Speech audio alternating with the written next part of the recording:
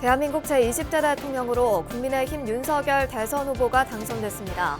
앞으로 5년간 대한민국을 이끌어갈 윤석열 당선인의 불교계와의 인연, 전통문화 관련 정책 등을 살펴봅니다.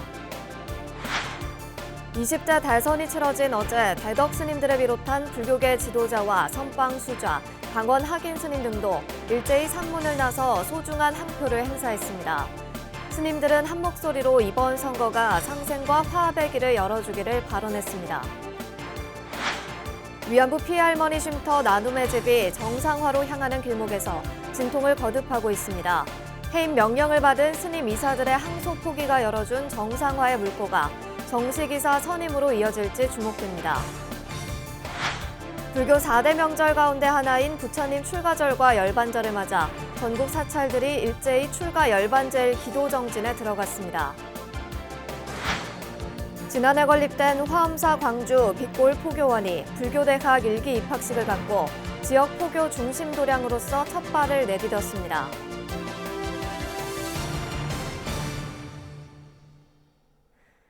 여러분 안녕하십니까? 3월 10일 목요일 BBS 뉴스입니다. 대한민국 제20대 대통령으로 국민의힘 윤석열 대선 후보가 당선됐습니다. 윤 당선인은 선거 운동 기간 친불교적 행보를 보이며 종교평화위원회 신설 등 다양한 전통문화 공약을 내놨는데요. 앞으로 5년간 대한민국을 이끌어갈 윤석열 당선인의 불교계와의 인연, 전통문화 관련 정책 등을 살펴봅니다. 김현교 기자입니다. 국민의 선택은 윤석열이었습니다. 1960년 서울에서 태어난 윤석열 대통령 당선인은 서울대 법학과를 졸업한 뒤 제33회 사법고시 합격해 대구지검에서 검사 생활을 시작했습니다. 검찰 내 뚝심 있는 원칙주의자로 평가받아온 윤 당선인은 문재인 정부 두 번째 검찰총장으로 임명됐지만 정부 여당의 검찰개혁에 맞서다 사퇴했습니다. 이후 정계 입문 9개월 만에 대권을 거머쥐었습니다.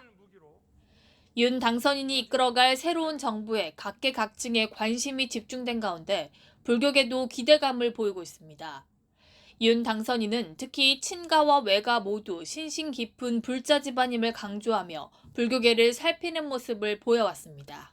우리 불교가 또 우리 전통 문화를 계승하는 종교뿐만이 아니라 그 두 가지를 함께 갖고 있기 때문에 우리 문화 창달을 위해서도 불교계가 맡고 있는 그런 역할에 대해서 정부도 관심을 많이 가지고 지원을 해야 된다 그런 생각을 가지고 있습니다. 불교계 공약으로는 전통사찰 소유 토지에 대한 재산세와 종부세 감면, 전통사찰 보수정비 사업의 사찰 자부담 비율 20% 철폐를 내걸었습니다. 또 논란이 일었던 문화재 관람료 관련 제도를 정비하고 공공기관의 종교 편향 근절을 위한 종교평화위원회도 신설하겠다는 방침입니다. 공무원의 종교 편향에 대한 처벌 조항을 강화하고 종교평화위원회를 신설하여 종교 편향이 발생되지 않도록 할 뿐만 아니라 발생 즉시 시정이 되도록 하겠습니다. 윤 당선인은 지난 1월 불교 리더스 포럼 5기 출범식에 참석해 조계종 총무원장 원행 스님의 신년사를 언급하며 화쟁 정신을 강조하기도 했습니다. 총무원장 큰 스님께서는 신년사에서 다름과 차별에 집착하는 갈등과 정쟁은 버리고 불이와 화쟁의 정신으로 함께 희망을 만들자고 말씀하셨습니다. 새롭게 출발할 윤석열 정부가 눈앞에 놓인 수많은 과제들을 지혜롭게 풀어내고 국민 통합을 이뤄낼 수 있을지 불교계를 비롯한 전 국민의 관심이 집중되고 있습니다. 청와대에서 BBS 뉴스 김현규입니다. 20대 대선이 치러진 어제 대덕 스님들을 비롯한 불교계 지도자와 선방 수좌, 강원 학인 스님 등도 일제히 산문을 나서 소중한 한 표를 행사했습니다. 많은 불교계 인사들이 사전투표로 일찌감치 권리를 행사한 가운데 어제 투표를 한 스님들은 한 목소리로 이번 선거가 상생과 화합의 길을 열어주기를 발언했습니다. 김호준 기자가 보도합니다. 승가에서는 늦은 아침이지만 투표소는 이른 시간이라 다소 한산한 모습. 투표권을 행사하기 위해 주지 스님은 어른 스님을 모시고 찾았습니다. 코로나19 확산인 만큼 발열 여부를 확인하고 비닐 장갑을 끼는 것은 기본. 투표장으로 오는 내내 불교를 이해하고 국민을 섬길 수 있는 지도자는 누구일지를 놓고 함께 고민한 끝에 조심스레 투표를 마쳤습니다. 우리나라 잘 정치 잘해주고 국민들 잘 다스려주고 뭐 평등하게 해주고 종교 차별 없고 그러면 되죠. 뭐 더 바라는 거 뭐 있어. 요즘 뭐 국내 국제 정세 다 우리가 힘든 거 알잖아요. 정말 공심과 성심과 진심으로 임했으면 좋겠고, 뭐 희망사항이겠지만은 정말 용장, 덕장, 지장, 복장까지 갖추신, 복도 갖추신 이런 분이라면은 더 행복한 이런 국민들의 삶을 위해서 정말 대통령으로서 앞으로의 5년을 밝혀주지 않으실까 이런 생각이 들어요. 정청래 의원이 촉발한 불교 폄하 논란을 생각하면 투표에 임하는 자세는 사뭇 진지했습니다. 이들만 하면 터지는 종교 편향과 차별을 뿌리 뽑을 수 있는 계기가 되길 바라는 마음뿐입니다. 불교가 오랫동안 이 나라를 위해서 헌신해 왔던 그런 것들을 정확하게 잘 이해하고 있는 후보, 그리고 또 그런 정책들을 많이 하겠다고 약속하는 그런 후보를 찍는 것이 지혜로운 선택이 아닐까 생각합니다. 우리를 대신해서 국가를 이끌어갈 사람이고 하니까 심사숙고해서 소중하게 생각을 많이 했습니다. 그래서 오늘 24개 교구본사를 비롯한 전국 사찰에서도 이른 아침 산문을 벗어난 발걸음은 투표소로 향했습니다. 선거를 통해 화합으로 나가길 바라는 염원부터 당선된 분의 뜻을 잘 따라서 뜻을 같이 하는 것이 우리의 역할이 아닌가 이런 생각을 해봅니다. 어쨌든 결과를 잘 따라서 그대로 순응하는 것이 좋겠나 이런 생각이 듭니다. 안팎의 위기를 헤쳐나갈 리더십을 요구하는 주문까지. 울진 삼척, 동해안 지역의 또 산불로 여러 주민들이 힘들어하고 있습니다. 국민들이 행복을 하기 위해서 정책을 잘 펼쳐서 원만하게 잘했으면 좋겠습니다. 불교계도 여느 국민과 다를 바 없이 한 목소리입니다. 경산 스님과 함께 제14교구본사 범어사 스님들은 투표소가 마련된 부산 청룡 노포동 행정복지센터를 이른 아침에 찾았으며 제3교구본사 신흥사 스님들도 모처럼 산사를 떠나 속초 대포동 제1투표소에서 투표했습니다. 총무원장 원행 스님 등 종단 지도부와 주요 소임 스님들은 일찌감치 사전 투표에 참여했습니다. 불교계에서는 사전 투표가 이제 하나의 투표 문화로 자리 잡았습니다. 대한민국의 미래를 여는 발걸음에 동참하는 불교계의 투표 열기는 뜨거웠습니다. BBS 뉴스 김호준입니다. 조계종이 최근 경북 울진과 강원도에서 발생한 대규모 산불 피해 복구와 이재민 지원에 나섰습니다. 조계종은 공익재단 아름다운 동행을 통해 이재민 돕기 긴급 모금 활동을 벌인다며 전화 02-737-9595번과 아름다운 동행 홈페이지를 통해 후원 참여가 가능하다고 밝혔습니다.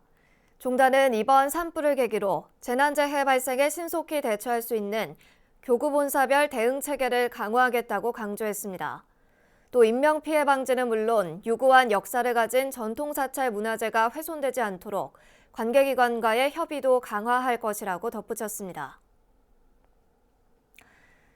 임시이사회 체제의 위안부 피해 할머니 쉼터 나눔의 집이 정상화로 향하는 길목에서 진통을 거듭하고 있습니다.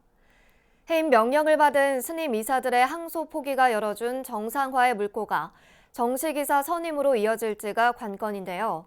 이 소식은 홍진호 기자가 전합니다. 위안부 피해 할머니들의 쉼터로 그동안 일제의 만행을 세상에 알려온 나눔의 집.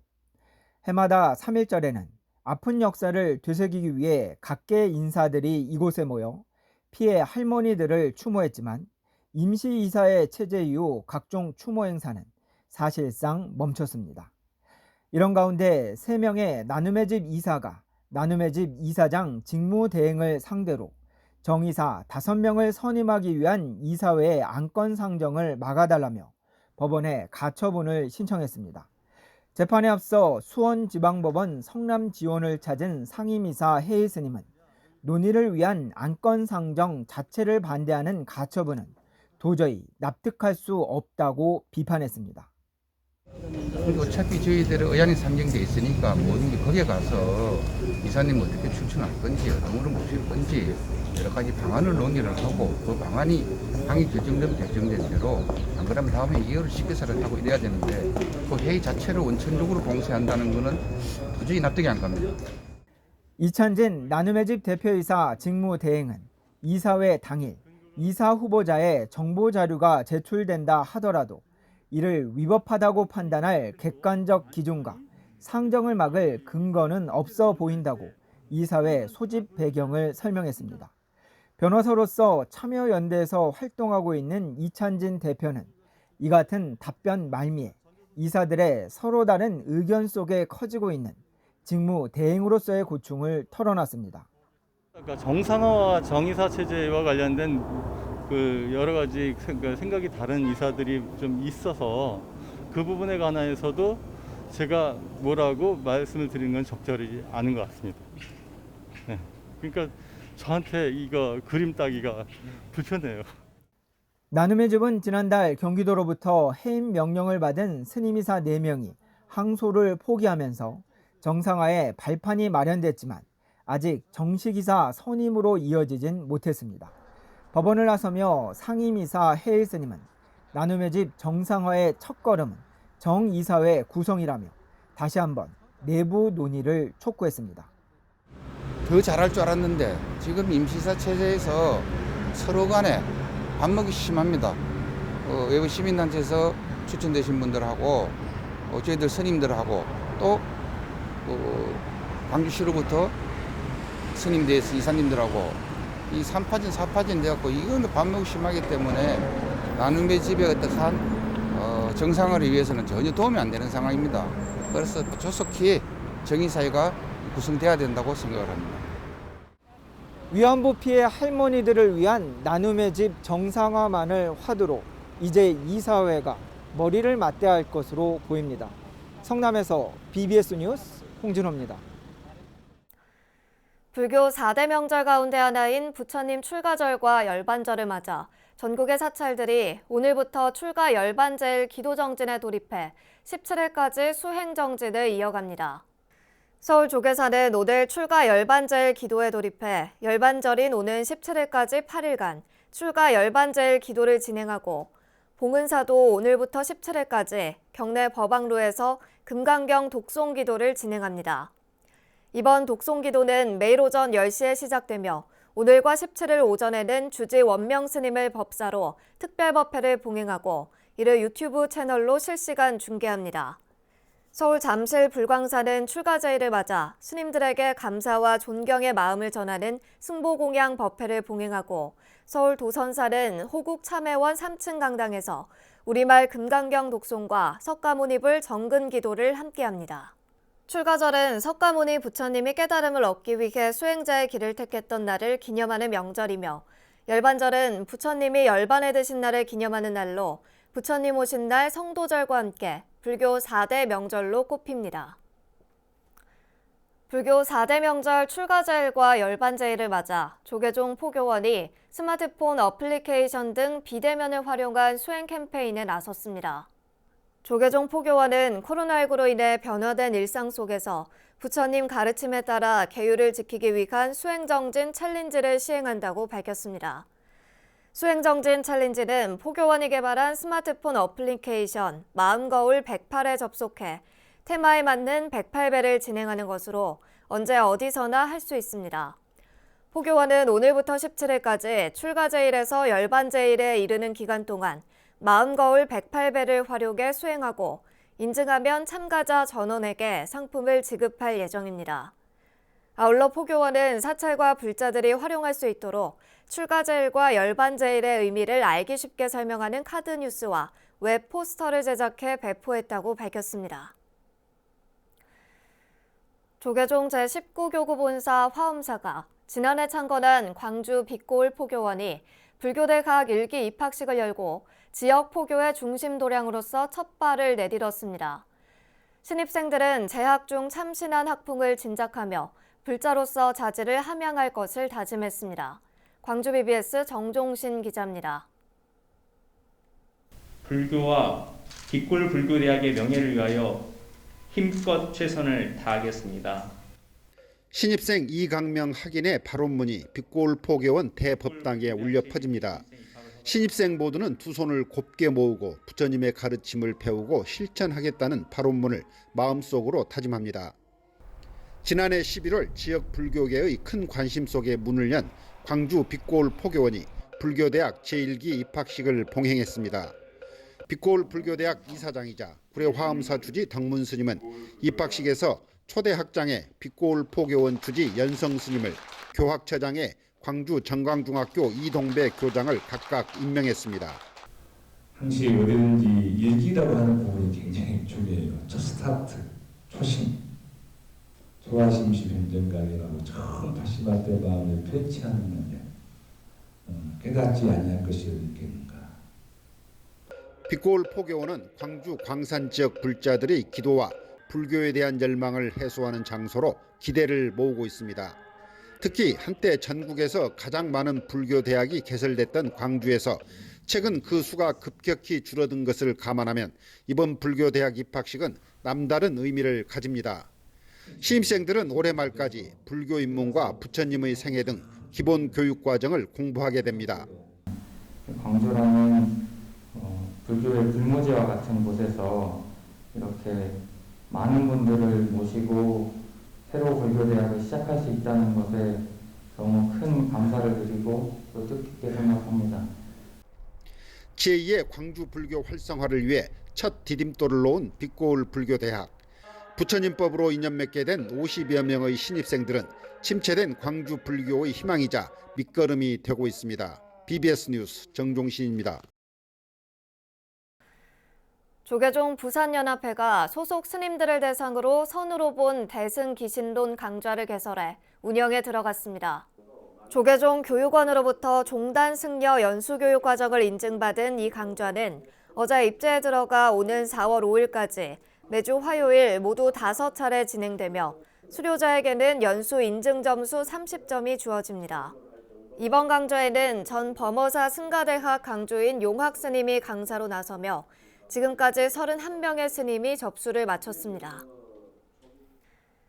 불교계 생명환경운동단체인 불교환경연대가 올해도 산림청 인증과정인 숲 해설과 양성교육에 나섰습니다. 불교환경연대는 지난 8일부터 시작해 오는 6월 26일까지 매주 화요일과 목요일 오후 6시 30분, 매주 토요일 오전 10시와 오후 5시에 숲 해설과 전문과정을 진행합니다. 숲 해설과 전문과정 교육은 산림환경교육론, 산림생태계, 산림휴양문화, 자연놀이, 숲 해설 프로그램 개발, 숲 해설 기법, 숲 명상 등의 프로그램으로 진행되며 코로나19 상황에 따라 비대면 온라인 강의로 이루어집니다. 불교환경연대는 숲과 교감하며 인간과 생명에 대한 올바른 가치관을 가지고 자연과 더불어 사는 삶을 실천하기 위해서 2011년부터 매년 숲 해설과 전문 교육 과정을 실시해 올해 15회차를 맞았습니다. 인도 전통 요가와 선수행을 결합한 아헨가 요가의 대중화를 이끌어갈 지도자 교육이 진행됩니다. 한국 아헨가 요가 협회는 경기도 파주 육아선원에서 제20기 아헨가 요가 지도자 과정을 개설했다고 밝혔습니다. 아헨가 요가 지도자 과정 목요일반은 오늘 개강해 매월 둘째, 넷째 주 목요일마다 진행되며 토요일반은 12일 오후 1시 개강해 매월 둘째, 넷째 주 강의를 이어갑니다. 올해 처음 신설된 일요일반은 지난달 개강해 매월 둘째, 넷째 주 강의가 펼쳐지며 지방 수련생을 위한 1박 2일 특별 교육도 진행됩니다. 이와 함께 좌성과 걷기 요가를 함께하는 몸 수련 마음 힐링 1박 2일 프로그램은 매월 둘째, 넷째 주 주말에 마련되며 임산부를 위한 무료 특강은 매월 첫째, 셋째 주 일요일 진행됩니다. 천태종 산하 NGO 단체인 나누며 하나 되기가 코로나19 방역의 사각지대에 놓인 저소득계층 어린이들에게 자비 나눔의 손길을 전했습니다. 나눔이 하나 되기는 백신 미접종으로 코로나19 감염 위험에 노출된 부산과 창원 지역 저소득 아동들을 위해 어린이용 덴탈 마스크 12만 장과 교사용 KF94 마스크 2만 장, 손소독제 500ml 2,000개, 선크림과 탈취제 1,000개 등 6천만 원 상당을 전달했습니다. 부산 서구청에서 지난 3일 진행된 전달식에는 부산 정법사 주지 보광스님, 김영숙 정법사 신도 부회장, 진창호 나누며 하나되기 사무처장과 정태효 부산 서구 부구청장 등이 참석했습니다. 창원시청에서 지난 4일 진행된 전달식에는 창원 원흥사 주지 월도스님, 마산회원 노인종합복지관 송미종 관장, 허성무 창원시장 등이 참석했습니다. 이어서 꼭 짚어봐야 할 공감 뉴스들을 모아봤습니다. 오늘의 알찬 뉴스입니다. 한성 백제박물관은 백제 한성기 왕릉구역인 석촌동 고분군의 발굴조사 결과를 담은 보고서 서울 석촌동 고분군 3을 발간했다고 밝혔습니다. 석촌동 고분군은 근초고 왕릉으로 추정되는 3호분을 비롯해 백제 한성기 왕실과 귀족의 묘역이 보존된 사적으로 보고서에는 흑색 마연토기, 금귀걸이 등 백세 한성기 유물의 제작 기법 등을 밝혀낸 연구 성과가 담겼습니다. 세종학당재단은 해외에서의 한국어 교육 확대를 위해 오는 14일부터 세종학당 한국어 교육 전자도서관 서비스를 시작한다고 밝혔습니다. 이는 전 세계 세종학당 교원 학습자 등이 시간과 환경에 구애받지 않고 양질의 자료를 활용할 수 있도록 제공하는 시스템으로 전자책 대출은 1인당 최대 5권까지 가능합니다. 전주국제영화제 조직위원회가 제23회 영화제의 공식 포스터를 공개했습니다. 올해 포스터는 영사기가 스크린에 빛을 투사할 때 나타나는 삼각형을 모티브로 역동성을 강조했는데 조직위는 여러 관객과 영화인이 함께 영화를 관람하기를 바라는 염원을 담았다고 설명했습니다. 이상으로 3월 10일 목요일 BBS 뉴스를 마칩니다. 시청해주신 여러분 고맙습니다.